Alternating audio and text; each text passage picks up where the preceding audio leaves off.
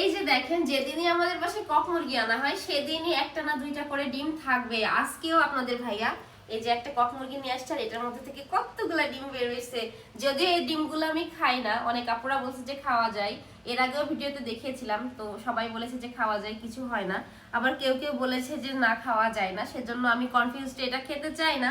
এই যে কিন্তু আমি এই ডিমটা কিন্তু ঠিকই খাই। হ্যাঁ, সব ঠিক আছে, কিন্তু আরেকটা বিষয় বুঝলাম না। আমাদের বাসায় আমরা শুধুমাত্র 2 জন মানুষ, তাই না?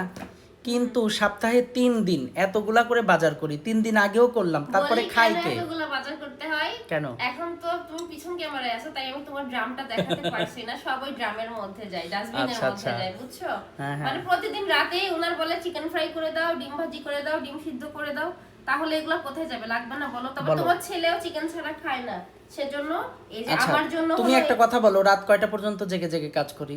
2টা 3টা। তাহলে খিদা লাগবে না বলো? আর আমি ব্রয়লার মুরগি পছন্দ করি না, তাই আমার জন্য কাপ নিয়ে আসছে। এই যে এটা আমার, আর এই ব্রয়লার হলো গরিবদের। হ্যাঁ, আমি ব্রয়লার খাই আর না। মাঝে মধ্যে বন্ধু-বান্ধব আসলে আর তো এই যে লাগেই। এদিকে সবজি আমার পছন্দের, বরবটি, আর এটা হলো তরই, এটা মাছ দিয়ে ঝোল করব। এই ছিল আজকের বাজার আমাদের।